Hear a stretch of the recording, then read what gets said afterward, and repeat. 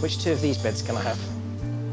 Colorectal surgeon George Rees is also scheduled to operate this morning.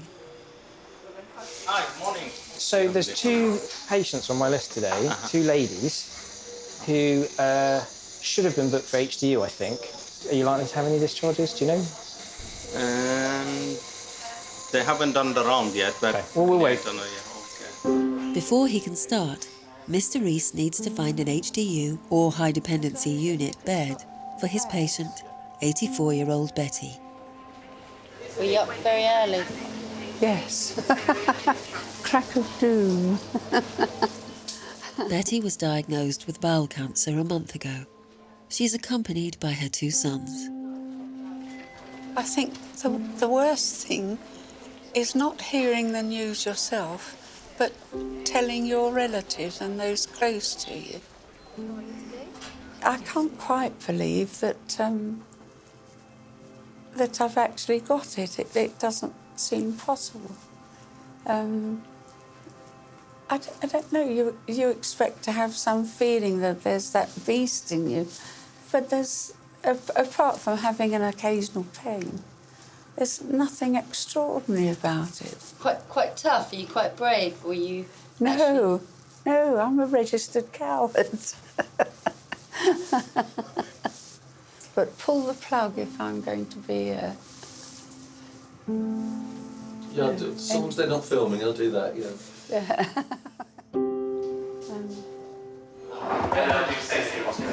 Okay. Told them to go back. They're going to come and talk to you, apparently. They haven't spoken to me. Don't really They care. will shortly, but I think we've got a slight blockage in the management system.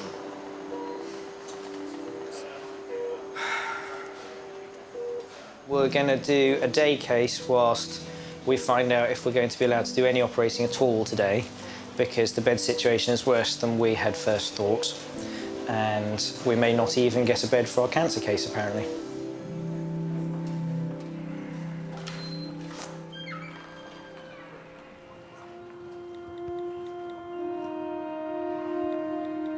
Any help in negotiating a bed would be appreciated. I'm texting our divisional manager, and I'm also going to send the same message to his boss. Just really for some leverage. Everyone's doing what they can, but I don't like being in the dark, because things were so bad for such a long time that all of the previous ways we had of negotiating beds have been exhausted, and there isn't a way anymore. It's the site manager says there's a bed, or they don't, and then there isn't.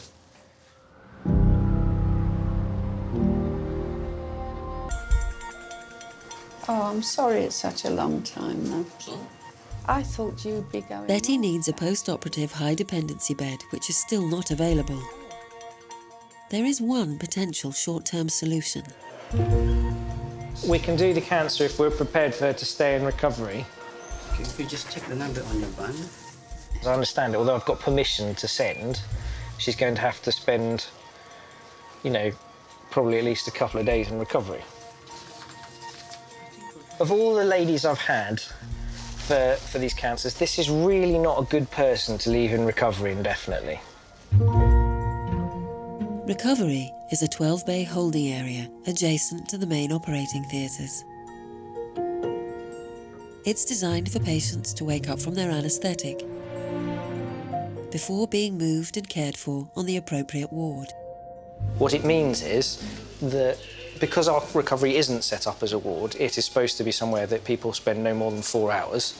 There are not the normal facilities you need to get people up and going after an operation, and it's not staffed to nurse unwell post-operative patients for long periods of time. We know that there are some operations where we just really struggle to be able to postpone them. And we look for what's the next best option. And often the next best option for that patient is recovery. A last resort is cancelling. It's the next best option.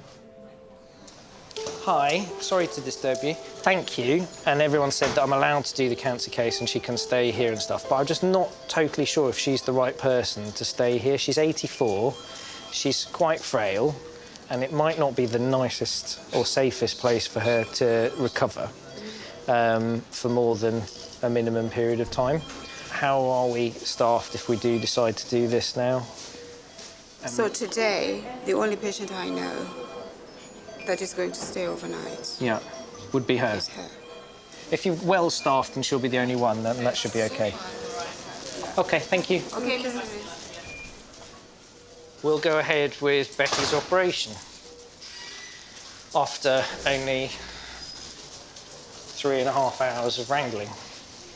So we're going to send for Betty. We're going to send for Betty Wheel. And All right, okay. I'll bring it to you then. Oh, thank you.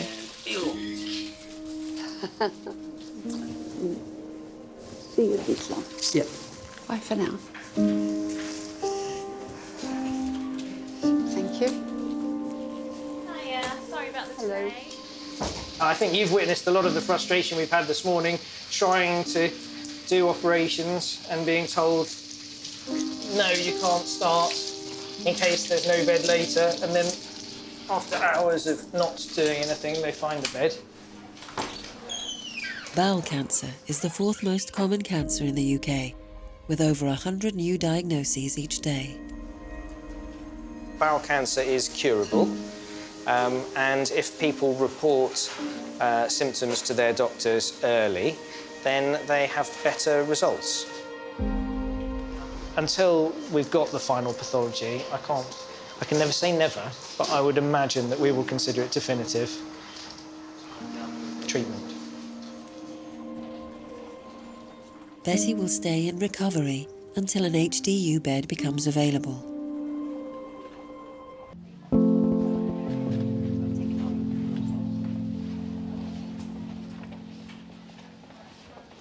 Ah, there she is. Not quite what I expected when I came up. They're just waiting for a bed in the high dependency. Is it hard seeing your mum like this? Yeah.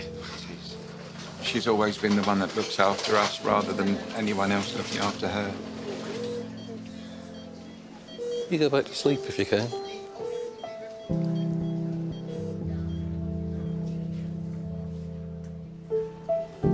After 7 hours in recovery, a bed becomes available for Betty in the high dependency unit.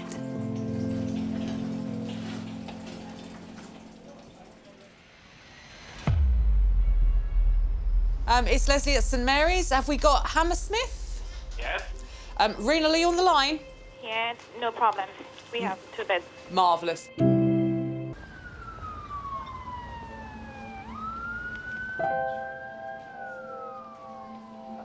So, should we go and see her?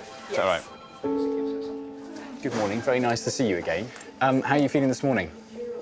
A bit ropey, but all right. Yes, I'm not surprised you feel a little bit ropey. Betty has spent the past 3 days recovering from her bowel cancer surgery on a high dependency ward. It's very, very important to sit you out of bed and to get you out and get you moving and to get you breathing deeply, OK? We'll keep a very close eye on you. All right, then. Bye-bye. Thank you. She's obviously had her confidence hit a bit, which is perfectly natural, perfectly expected, given the circumstances. So I'm trying to sort of build up that confidence and try and get into her head that she's going to be going home after the weekend, because I think that's probably roughly when she'll be fit. We think it's going to be the middle of next week. It seemed pretty fast to us, but she's got a good support network, so someone will always be with her once she does come home.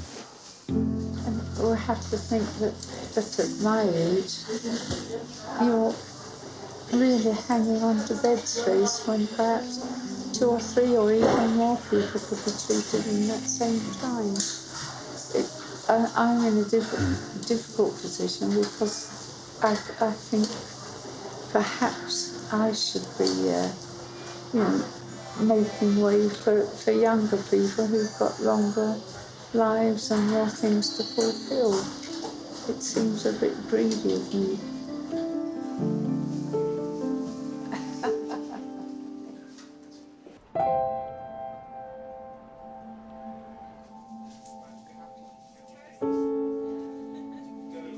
Hi, Betty. How are you? Hello. How are you feeling? Not too bad, thank you. 11 days after her operation, Betty is well enough to go home. We just wanted a chat about your results, which we got back. Oh, good. It's not as dramatic as it might feel at the moment. It's all good news. The general consensus is that you don't need any more treatment. It's all done. Fantastic. Okay. For your good work, thank you. It's a pleasure. So, in actual fact, we probably don't need to follow up the cancer at all. Oh. It's probably gone. Yes. We're very pleased. Hopefully you are too. I am very, very pleased. What can I say but thank you? It's a pleasure. It's a pleasure. Think of anything else. No, you don't need to thank me at all. It's my pleasure. I'll see you soon. I'll see you in 4 weeks.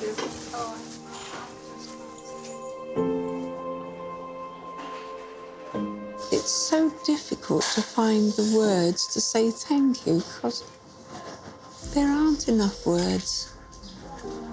And I just love him anyway. Across the 6 weeks you've been here, I think you will have seen the absolute best of us and the worst of us at times. And I think it's really important that the public and our patients can see how hard we work to really try and make it right.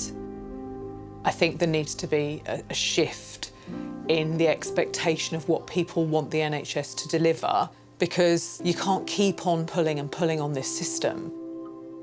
We're all a bit tired, and we all have to dig kind of deep within at times to find that extra bit of strength. And, you know, we're all only humans at the end of it, aren't we? Welcome to the conference centre. Good morning, everyone. So, St Mary's went out on red this morning. It's the job of Site Director Leslie Powells and her team to make sure there's enough beds at St Mary's for its patients. Unplaced electives, this is a little bit of a movable feast this morning, and we're on hold at the moment for anything except for day cases and inpatients in the correct beds. An elective patient is a planned patient, so it's a patient who knows they're coming into hospital for surgery. Gynecology, we've got 6 after we place the electives. The first thing that happens when we have bed pressures is we review our electives. And what we tend to do is prioritise then our urgent electives, so our electives who need cancer surgery, and patients who've been waiting considerable lengths of time. So this morning we have got only 2 beds in the hospital. So all electives, I was about to ring theatres, are going to go on hold for the time being. I'm trying to be hopeful, but I have a feeling they probably will be cancelled.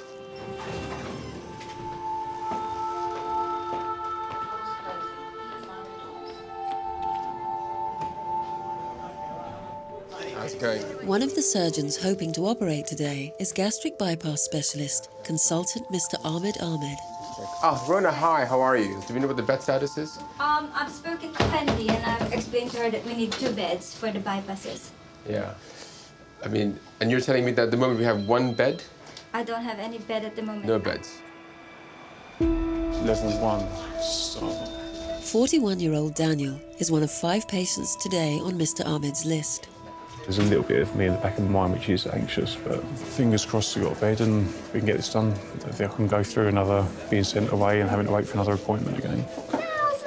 Daniel has been waiting a year and a half for his weight loss surgery. I am 27 stone and I have a BMI of just short of 50.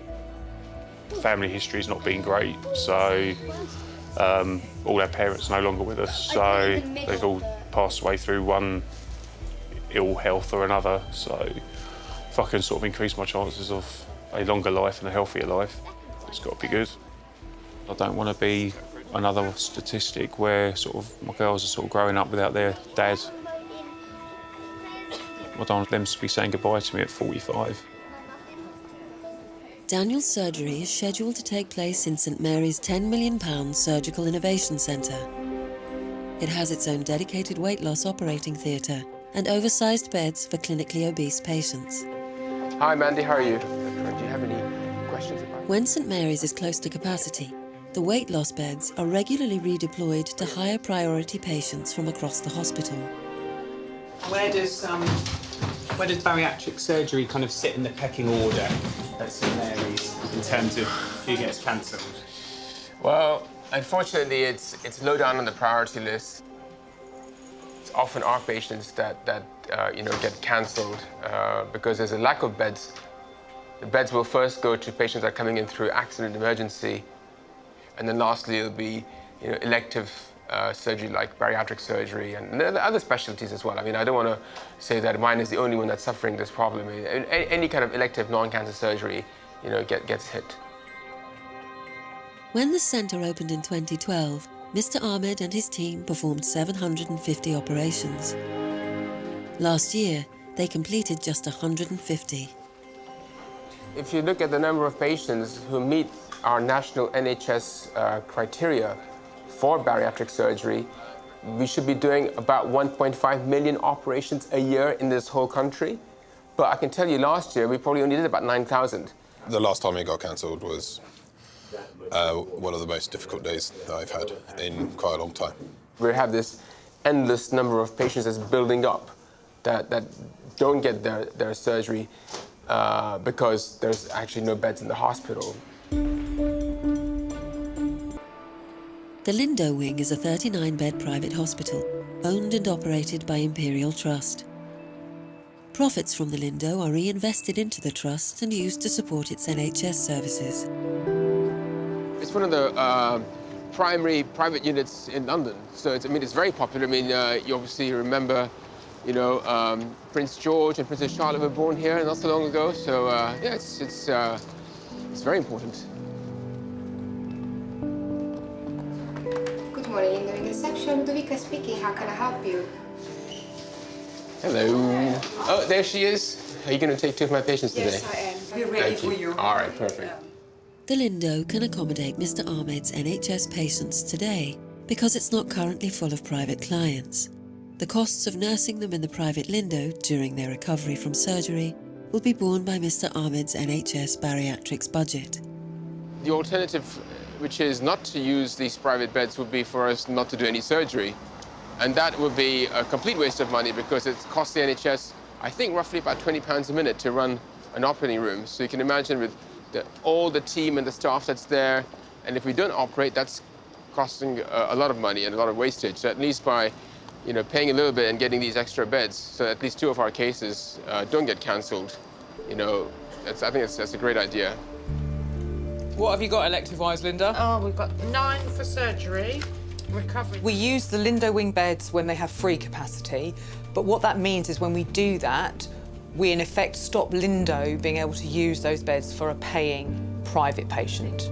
The Lindo Wing is part of Imperial, and the money that the Lindo bring in, we use to fund NHS work.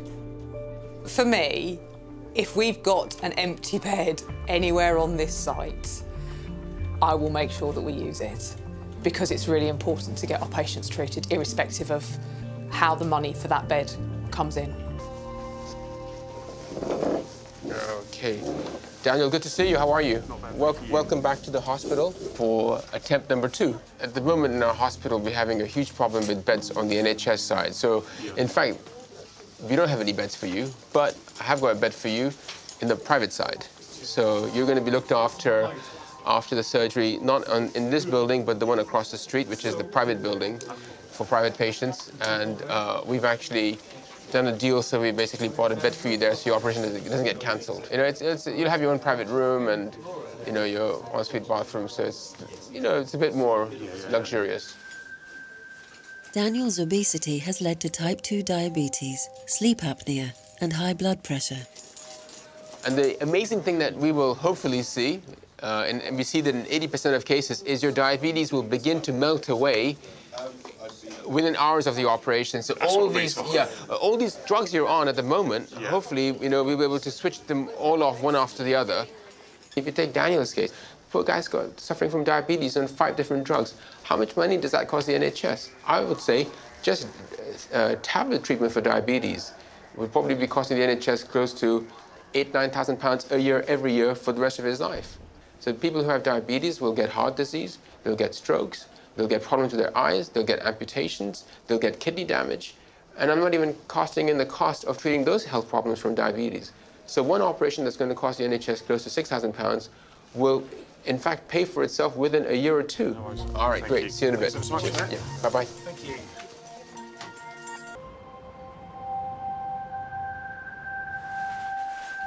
After 18 months of waiting, Daniel is having his gastric bypass surgery. It's only going ahead because the Trust's private Lindo wing is providing him with a bed.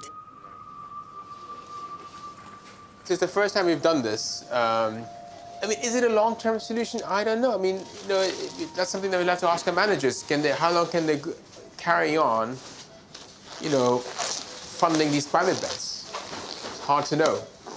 But, you know, it's one way to you know, get through the work and make sure our patients get the surgery that they need so much. Mr. Ahmed will use keyhole surgery to reduce the size of Daniel's stomach by 80%. So this is the size of his new stomach, his neo stomach, and we're joining on the lower bowel. So this is the small intestine been pulled up. So his initial weight loss will come all internally. All this fat that we see here will melt away in the next few weeks. Start to go very, very quickly for him. The surgery, it returns life expectancy back to normal. It reduces the risk of getting cancer by about 40%. People who were previously perhaps not working on unemployment benefit will hopefully, after losing weight and getting their health back, will go back to work. So I can't think of any other surgery that's as beneficial both to the individual and to society. Daniel's operation is completed. He'll spend 2 nights recovering in St. Mary's private Lindo wing.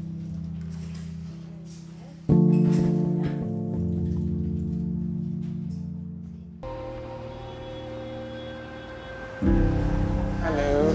How's it going? You okay? Do you know which room my patients are in? Weight loss patient Daniel is recovering from yesterday's operation to reduce the size of his stomach.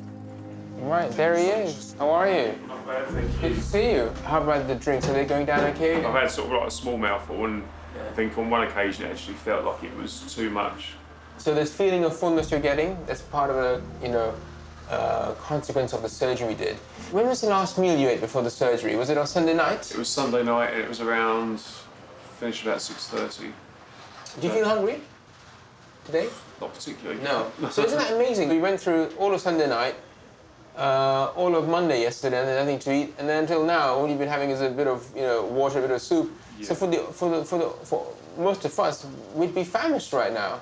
But the amazing thing is that you don't feel hungry, and that's the effects of the surgery. Yeah, yeah. Okay. Definitely. Thank you. Take care. Bye bye. Cheers. Thank you.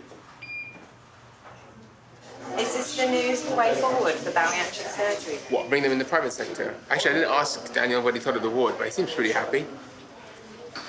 Well, we'll see. I mean, at the moment, we have no beds on the NHS, and this is one practical solution so that, you know, my surgeons can do their work and we don't get any or minimize the cancellations.